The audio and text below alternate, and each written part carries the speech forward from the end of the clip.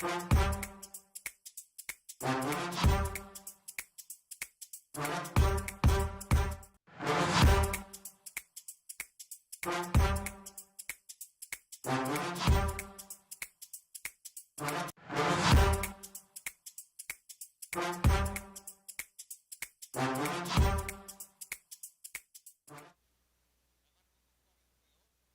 program, itong CLTV 36.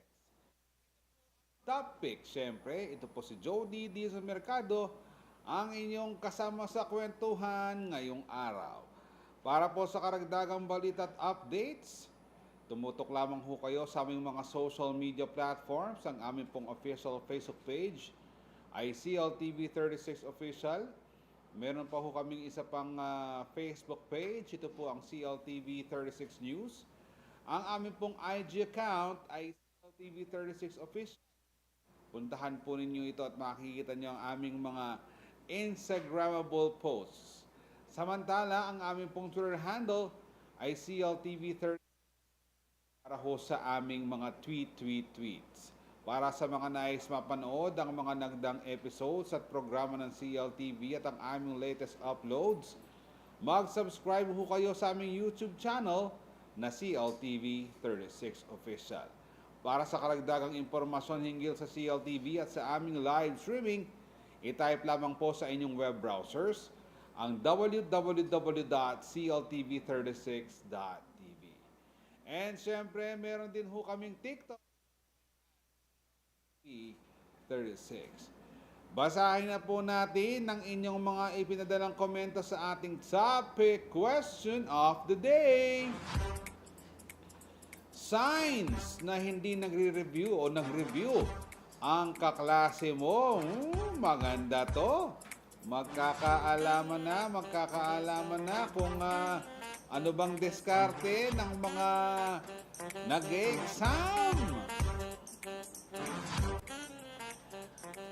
Ang komento po ni Dexter Torres, panay ang hulog ng lapis, ballpen, sabay pulot with slow motion. Ano kayang ibig sabihin nun kapag naghuhulog ng lapis at ng ballpen? May sinusubukan bang ispatan?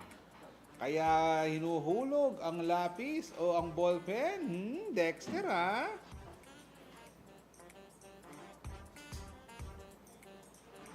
Si Kenneth Arvin Castro, bala mo may kapangalang sinumpang prutas, kabudala mo kakababatal. Tsaka laman ni kuwang sagot. Kakabalabatal ne. Ang popang, sasala mata. Na-imaginean mo. Detang kasiping ng 1 meter away. Akakit daw retang karelang. Pakibat. Is it letter A? Is it letter B? Ay, ini, binok mo na lang kanyang Pampanga High School ini, metong yakareng special science class ini. Manan suko polo king kahakalbit ng minensyon pa'y Jello Will Moral. Taksya po yun, kayong adwa, bala matatag team kayo, mag-exam kayo. Jello Will! Otwari kakalbit ka kang binok na Jello Will, na anong buri mo kang binok? Pakibat na naman pong Beth Uwel Masaklaw. Meto niya po karang katamong top fans. Minenson niya po'y Justin Carlo Sablan. Sabi na po, stock knowledge. Wow, yun naman pala, talagang dengaliwa. Stock knowledge. No need to review, Ma'am Beth.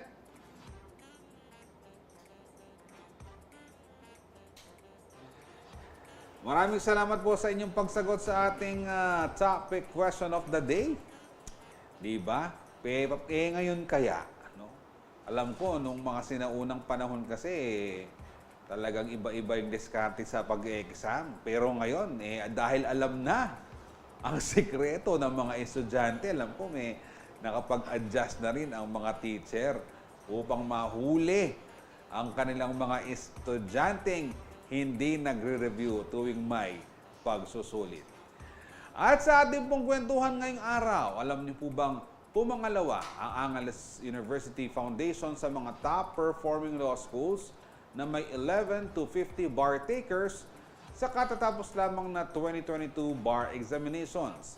Nakapagtala ng 84.21 passing rate ang Pampanga-based university matapos na 16 out of 19 examiners ang pumasa. Ngayong araw, makakasama po natin sa ating kwentuhan ng top-notcher mula sa nasabing pamantasan na si Alvin Tumang Dairit na nakakuha ng 25th place. Congrats po sa inyo. Attorney Dairit, welcome po sa ating programa. Hello po. Attorney, I'm honored to be mukhang, in this program po. tingnan niyo naman po ang mukha ni Attorney. Maaliwalas na maaliwalas pagkatapos po ng exam sa bar. No? Pero Attorney, bibigyan ko po muna kayo ng pagkakataon ngayon na i-greet, i-shout out, batiin ang lahat ng gusto nyong batiin. Siyempre, Linto ka palaking TV, o temo na kayo marugo sinout out. Sana wala kang makalimutan sa iyong mga babate. Go ahead po. Sige po. Salamat po. Shoutout po sa pamilya ko po na nanonood po ngayon, sa mga kamag-anak po namin, mga pinsan from the Dairit family, the Tumang family, the Carlos family. Shoutout rin po sa mga kaklase ko po nung law school, kung nanonood po kayo ngayon. And sa aking special someone po, si Mona po. Gusto ko rin po mag-shoutout po sa boss ko po, si Attorney Atli Veray po. Boss niya pala si Attorney Atli, and syempre, anak ni Attorney Atli, si Attorney Raymond. Bossing! And syempre, umpisa na natin ang kwentuhan. And unang-una, syempre, gusto ko munang malaman, Alvinson, bata ka pa lamang ba? May tuturing mo na yung sarili mo na talagang achiever ka? Nakakakuha ka na ba ng iba't ibang mga medalya? Best in science, best in mathematics, ha, Alvinson? Well, hindi ko po maitatanggi na nakakuha na po ako ng mga parangal po. Nung elementary pa po ako, nag-graduate po akong salutatorian, grade 6 po sa Proverbsville School. Nung nag-high school naman po ako, wala naman po ako nakuha parangal. Pero nasa star section naman po ako from first year to fourth year. And nung college naman po, consistent naman po akong president's list and nag-graduate po akong cum laude po sa pre-law course ko po. Yun. Saan ka ba nag-college, Sir Alvin? So, nag-college po ako sa University of the Philippines, Clark.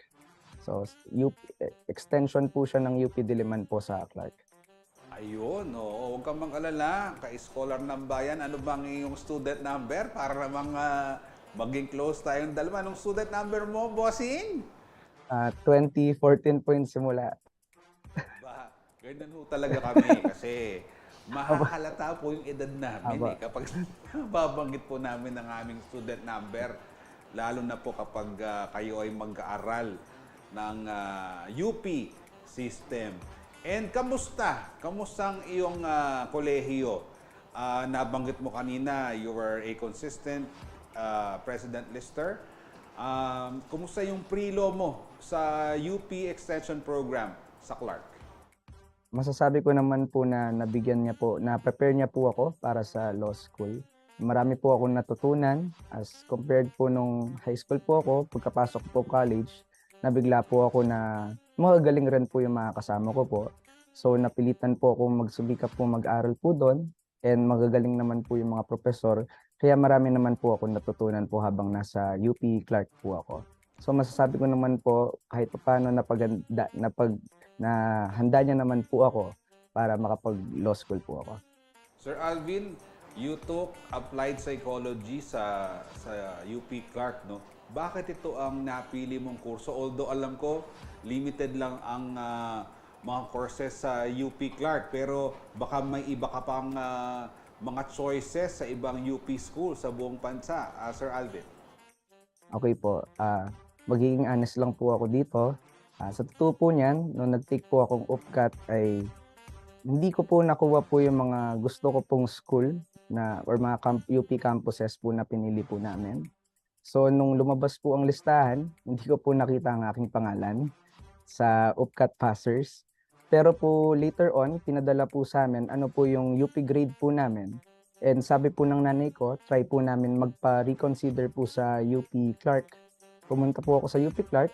Binabala ko muna pong mag-take ng Bachelor of Arts in sa economics po na course. Pero po napuno na po yung slot doon and available na lang pong slot is BA Applied Psychology. So yun po yung kwento, kaya po BA Applied Psychology po yung course ko po nung college. Alam mo, attorney, hindi ka nag-iisa sa ganyang kwento. Kasi ako naman, although I was able to pass UPCAT naman, nung ako'y mag-enroll na rin doon sa kursong ipinasa ako, abay hindi ako pinayagang mag-enroll dahil napakarami daw nilang ipinasa doon sa kursong iyon.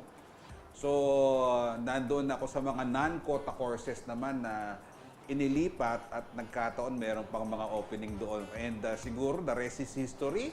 Tingnan mo, ganyan ang kwento mo, ganyan din ang kwento ko. Hindi tayo pinalad doon sa mga kursong ating napili. And attorney, may mga organizations ka ba na palagay mong noong ikaw ay nasa pre-law stage pa ay nakatulong sa iyong paghahanda bago ka kumuha ng pag-aabogado? Oo naman po. Nung nasa UP po ako, isa po akong active na student. So hindi lang po puro pag-aaral po yung inatupag po namin doon. Marami po kaming event na sinalihan. Kadalasan po mga Battle of the Bands po. So, ang una ko pong organisasyon ay UP sa mga mag-aral na nagkakaisa, UP Musicians Guild, UP Mania, ENC Clark. Masabi ko po na nakatulong po ito nung nag-aaral na po ako law kasi tinuruan po ako dito kung paano po makisama, kung paano po makipag-usap po sa mga tao, and paano po mag-organisa po ng mga event. Ayan po. Na ano pala, alam nyo kasi, hindi naman sa may pagmamalaki. Kapag kasi nandoon ka sa ganyang klase ng mga paaralan, parang holistic, no? Tama ba ako kung holistic o talagang, no? Sa mga ganitong klaseng paaralan katulad ng UP.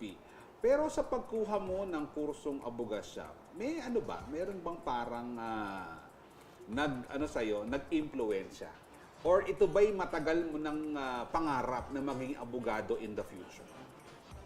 Okay po. Siguro po nagsimula po yung pangarap na to nung nasa high school po ako. Hindi ko po alam kung bakit ko po biglang naisip na gusto ko po maging abogado. Pero yun po yung pangarap simula high school. Nung nag-college naman po ako, hindi ko po siya masyado inisip. Pero nung pag-graduate na po ako, syempre po iniisip ko po, ano pong gagawin ko po pagkatapos po mag-graduate. And dun po, kinausap po ako ng kaibigan ko pong si Faith. Tapos sabi niya po, mag-take po kami ng PhilSat, which is yung entrance para pong siyang NMAT for law students. So nag-take po ako noon and doon na po tuloy-tuloy na nag-decide na po ako na siguro po ipupursue ko na po yung high school dream ko to become a lawyer po. Pero attorney, did you also consult your parents? Usually kasi yung parents kapag nakapagtapos ka na, it's either, anak ka na ng trabaho or gusto mo nang magpahinga, or kung meron ka pang plano, susuportahan ka namin. Did your parents also supported you on this? Yes po. So sinabi ko po sa magulang ko po na mag-aaral po ako ng law and sila po hinatuwa kasi pangarap rin po nila na magkaroon ng anak po na abogado. And masasabi ko po, meron po akong very supportive parents. Sila po yung sobrang sumuporta po sa akin sa 4 years ko po sa law school and lalo na po nung nag-review po ako for the bar. So napakaganda pala ng kwento ni attorney, pero syempre hindi ho ganun kadali ang pinasok niyang kabanata ng kanyang buhay bilang noong siya ay maglo-law school na. Yun po ang ating pag-uusapan sa pagbabalik po ng ating programang topic. Alamin natin, nahirapan ba si Attorney Alvin sa kanyang buhay, law school? Huwag po kayong aalis at babalik pa po ang programang topic.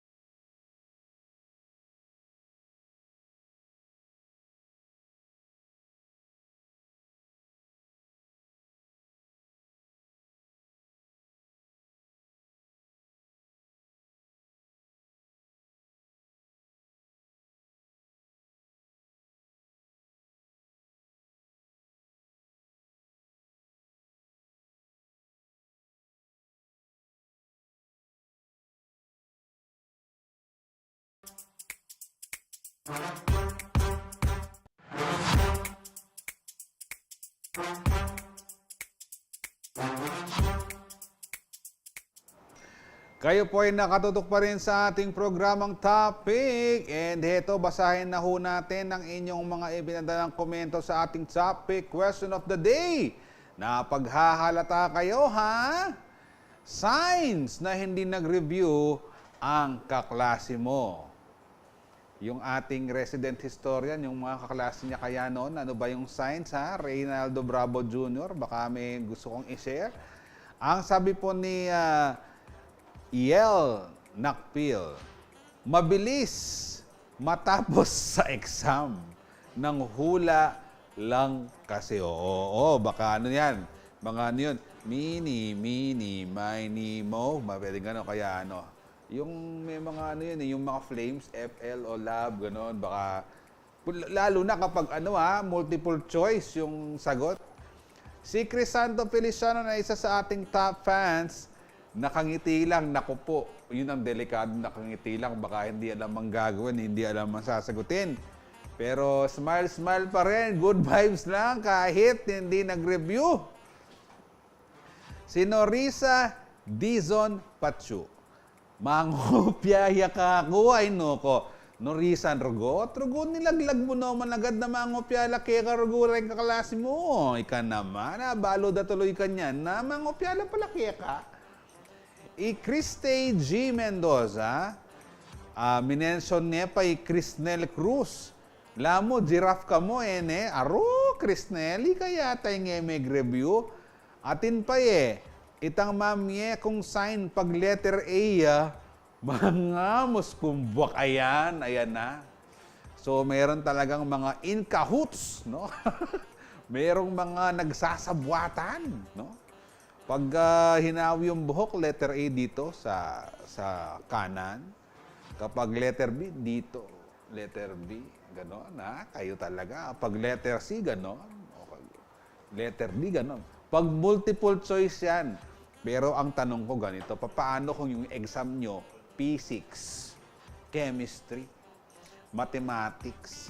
Hindi naman po pwedeng sagot na lang ang ilalagay ninyo doon. Siyempre, may mga yun, Paano mo nakuha yung sagot na yon? Kaya doon sa aking mga seatmate noon, merong isang sasagot, merong isang magkukwenta, at merong isang sagot lang na ang nakalagay. So, malalaman kaagad ng teacher namin sinong nangopya. Ay, naku po, hindi nag-review sa amin. And kasama pa rin po natin ang ating top 25, di ba? Talagang napakaswerte, 25, December 25, Christmas Day.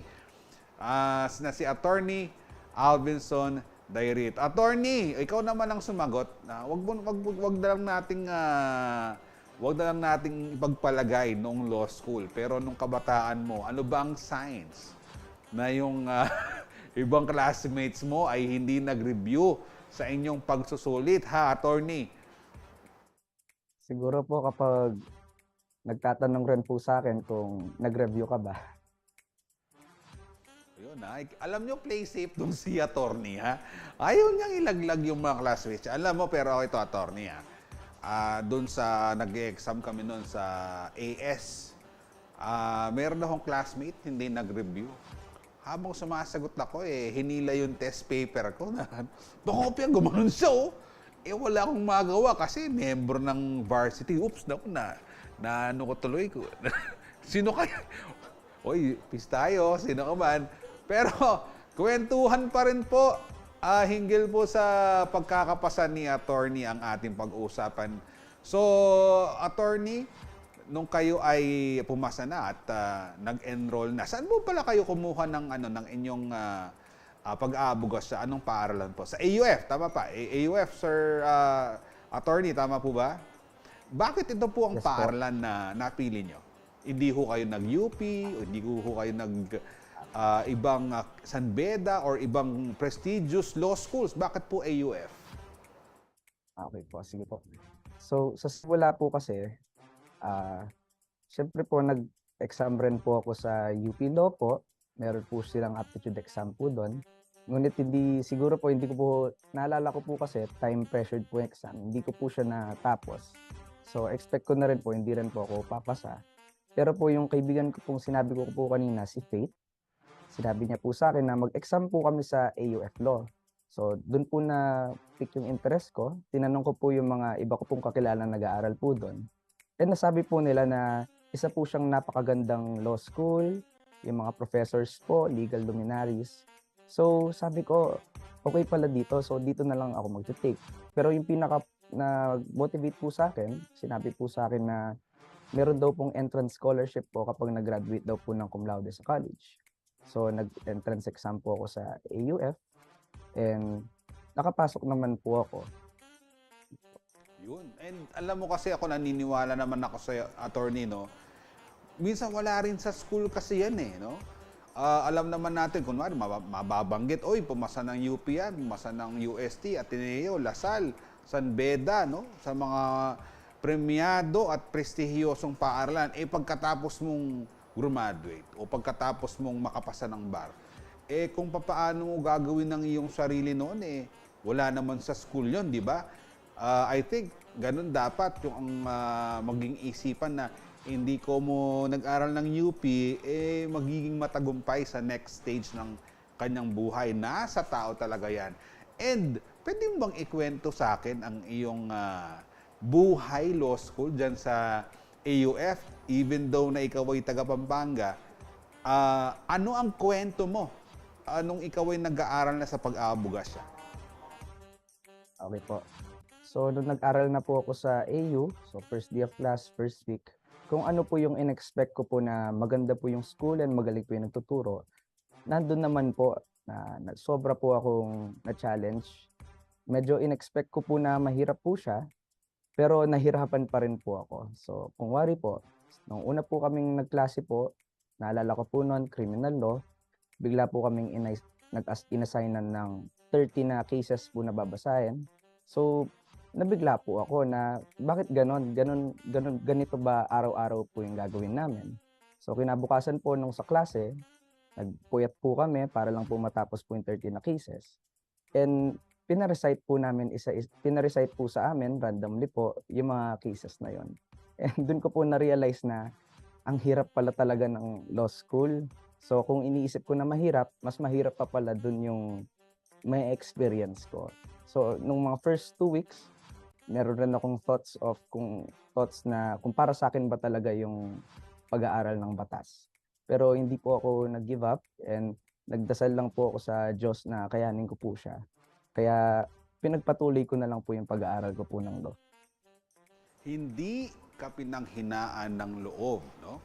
And alam mo, meron din akong mga kaibigan kasi na abogado, no? Si Attorney Christian Cailao. And pag nagkukwento sa noon, kapag recitation, tama ba? Na tatawagin ang pangalan mo at Alvinson Dairit. Tapos meron kayong recitation at hindi kayo nasasagot. Minsan, totoo bang hinihiya o talagang kagagalitan, hindi ka uupo sa inyong klase? Tama ba ako, attorney? So iba-iba po yung reaction po ng mga professor po kapag po nagsabi ng maling sagot o hindi po nakasagot. Siyempre, normal lang po na minsan po nadi-disappoint po sila o kaya po pag notorious po yung prof, mapapahiya po talaga. And siguro po doon po lumakas po yung nagpatatag po, yun po yung nagpatatag ng loob sa aming magkakaklase na tumibay na po kami. Kumbaga, kung napahiya po kami, nasanay na lang po kami. And kasi dadalhin nyo yun kapag kayo nasa harapan na ng korte o sa inyong pagtatrabaho. Kung mahina ang loob mo at baka pag sasabihin sa'yo, naku, mahinang klaseng ano pala ito. Pero sa iyong pagre-review, no? Papaano mo ginawa yung pagre-review mo? May kasama ka, group study, for the bar exam, attorney? So sa pagre-review po, kung paano po ako nag-aral po nung panahon po ng law school, so ganoon rin po ako nag-review nung panahon po ng bar exam. Kasi po, kung ano na po yung nakasanayan ko po, yun na lang rin po yung gagawin ko. Nung nasa law school po ako, kadalasan po yung nagre-review rin po kasama po yung mga kaibigan ko po, kaklase ko po sa law school. Minsan naman po, nagre-review rin po ako mag-isa. So ganun rin po yung nangyari po nung bar exam. Minsan po may kasama po ako. Minsan rin po ako lang rin po mag-isa nagre-review. Were there also, masasabi mo, attorney, na nagsunog ng kilay? You burned the night oils? Talagang nagpuyat ka just to review? At lalo na noong ikaw ay nag-aaral pa, kasi siyempre recitation, lectures, and exams. Merong mga ganong oras ba, attorney? Opo, siguro po may mga ganong oras po na hindi po may iwasan po talagang magpuyat. Lalo na po nung nagsisimula pa lang po ako sa law school, sobrang hindi pa po ako sanay. Nahirapan po talaga ako sa mga inaaral namin. So I need to put extra time and effort po para maintindihan po yung mga to. So nung first week po, siguro po nagpuyat po ako at least 2 times. Patagal po ng patagal, so medyo nasasanay na po kami. Pero yung hours of study pa rin po namin, it remained the same. Mas maaga lang po kami nag-aaral. Gano'n lang po. So, yung sa bar review rin po, naniniwala po kasi ako na pag kumpleto po yung tulog, mas maayos po nakakapag-aral. So, ganoong technique na lang po yung ginawa ko, na kumpleto po yung tulog ko, kung magising po ako, mag-aaral po ako, kung inantok na po ako, matutulog na po ako. O sa ating pong mga nanonood ngayon, sa ating viewers, ha, dapat nililista nyo na po yung mga advice ni attorney, ha. Kapag kayo antok na at hindi na kinakaya, sleep muna, idlip muna. Kasi feeling ko wala nang papasok na ano doon sa iyong ni-review o pinag-aaralan, no? Pero ha, dapat magising din kayo kaagad. Baka naman after 2 days, dun pa kayo. Talagang natulog na lang kayo, di niyo na tinuloy yung inyong pagre-review. Attorney, nakatulong ba yung sinasabi ng yung bar ops, no? Ng mga naging graduates noon ng AUF para sa iyong pagre-review rin? And siyempre, may sarili silang experiences pagdating sa bar exams. So, yung sa bar ops naman po, so every year po sa bar exam, yung AUF po, meron po silang tinatawag na bar operations. Meron pong mga i-assign po ng estudyante po sa amin, natutulong po sa amin, tatanungin po kung ano po yung kailangan namin. So, iba-ibang way po ng pagtulong po yung ginagawa nila, depende po sa magiging body po namin. So, yung iba po, pinapadalan ng grocery, pinapadalan po ng GCash, yung iba naman po nagpapatulong sa reviewer. So, overall po, tinutulungan rin po kami sa requirements po na sinasubmit po namin sa Supreme Court and sa mismong araw po ng bar. Nandun po sila para po ipag-cheer po kami. Naging limited lang po dahil sa COVID, pero na-appreciate po namin lahat po ng itinulong ng bar operations, AUF bar operations po sa amin. Talagang Na malaki team po. ang encouragement, yung role ng kanilang encouragement, lalo na pag araw na ng bar. Paano ka nag-prepare dito? Nung mismong bar date na, ikaw ba ay nagsimba muna? How did you prepare for this? Enough sleep? Attorney? Okay po. So, nung panahon po nung bar exam, nasa malapit, yung exam venue po kasi namin ay sa Ateneo de Manila. Marami pong exam centers, pero yun po yung pinili namin. Nakatira na po ako nun malapit, harap lang po ng Ateneo.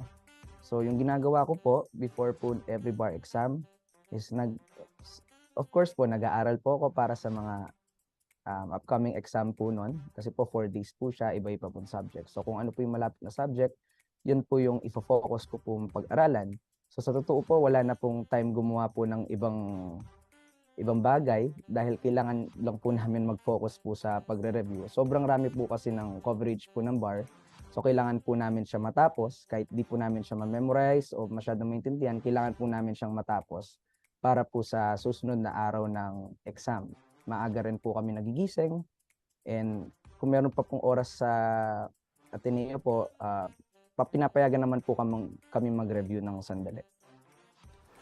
And then, nag-exam ka na.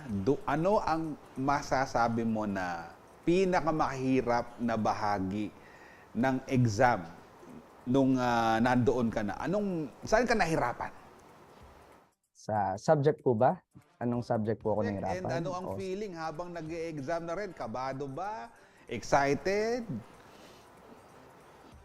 Nung nag-exam na po, so expect ko po, sana po, pinagdadasal po namin na hindi po sana siya ganun kahirap. Pero nung nakita na po namin yung exam questions, lalo na po sa ibang subjects, nakita po namin sobrang hirap po pala ng bar exams. So kung in-expect po namin mahirap, mas mahirap pa pala po yung lumitaw po na tanong. Akala po namin, enough na po yung review namin.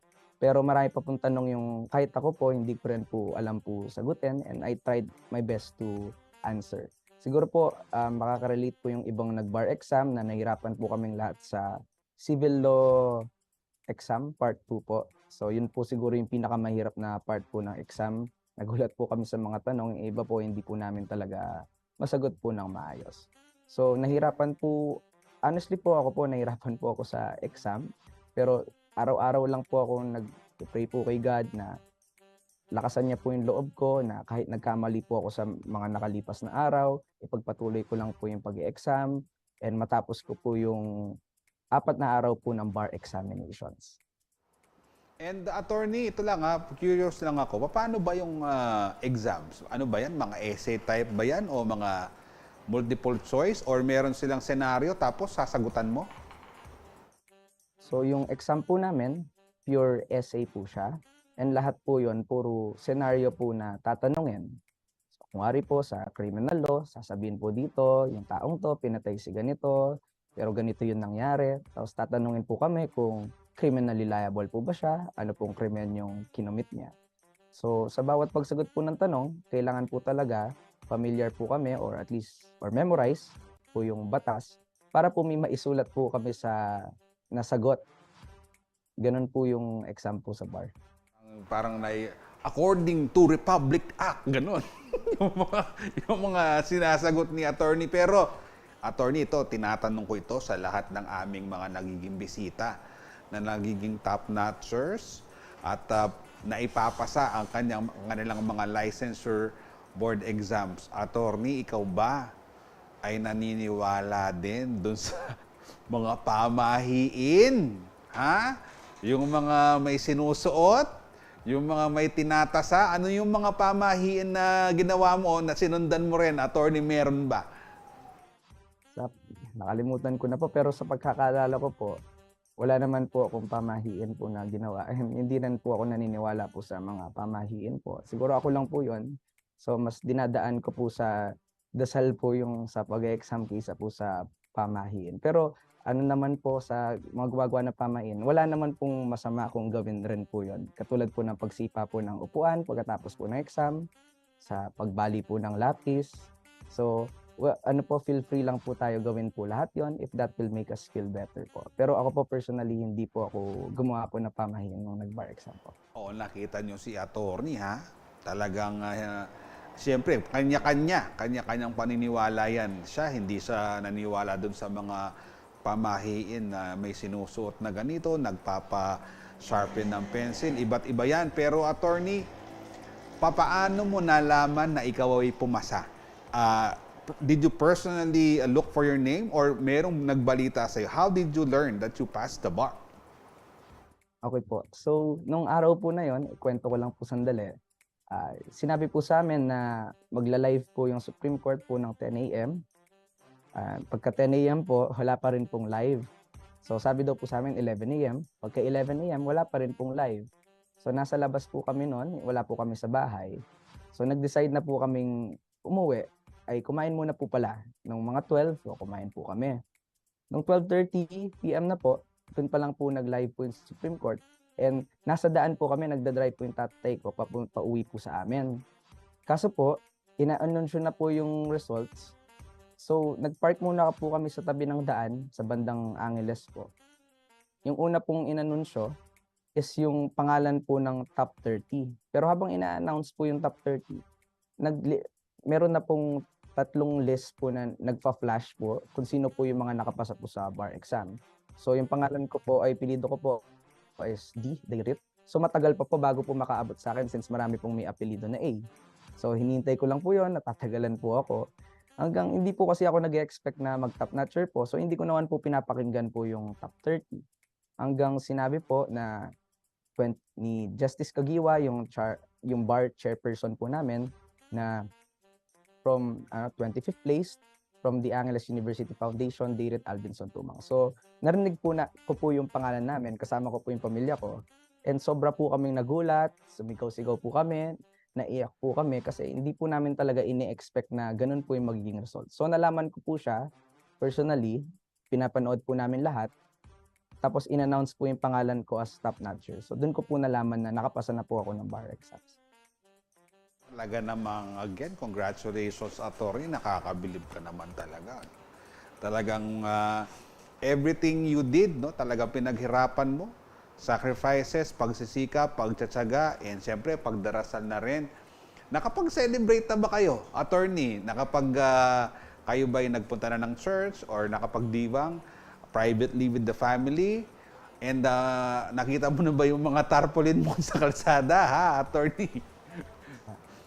So for the celebration po, parang yung nangyayari po sa amin is araw-araw po kami nagse-celebrate with different people po. So sa pamilya ko po, nag-celebrate na rin po ako. sa mga katrabaho, sa mga kasama ko po sa law school. And actually po, sinabay na po namin yung celebration po kasi nag-birthday po ako nung Monday po. So, ano po siya, medyo joint celebration. Medyo araw-araw po may parang sort of celebration pong ginagawa and hindi pa po tapos yung celebration po namin. Happy birthday pala, attorney, o, di ba? Ang saya-saya ng feeling, no? Lalo na kung nakapasa ka ng bar. Pero, attorney, after passing the bar, what are your next plans? Will you be, ikaw ba ay magiging full-blooded na talaga? Tutok ka na sa pagiging abogado? Anong susunod na mga plano mo? So for now po, yung initial plan ko po is patuloy lang po ako magtrabaho po dito sa private law firm po namin. And eventually po, soon, maging law professor rin po ako balang araw po.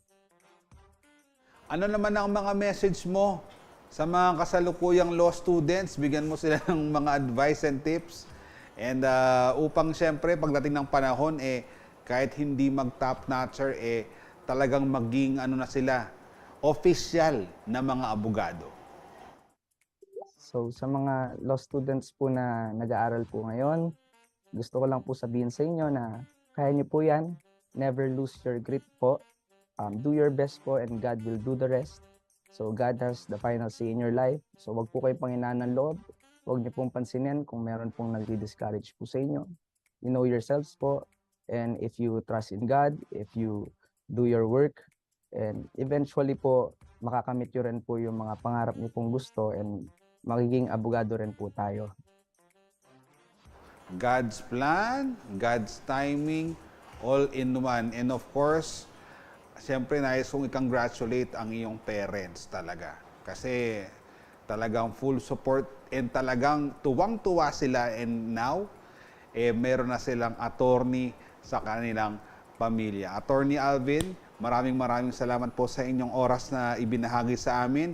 We wish you Salamat success and sana'y maging magaling po kayong abogado at mapagsilbihan po ninyo ang ating mga kababayan sa abot ng inyong makakaya. Maraming salamat po sa panonood nyo sa ating programang Topic. Tumutok lamang sa CLTV 36 para sa latest updates. Ako po si Jody Dizon Mercado, taga rito. Kasama nyo, pero siyempre hindi ko makakalimutan sa aking anak na si Harper Arabella at si Patricia. Kalaguranda kayo, CLTV 36, atin to.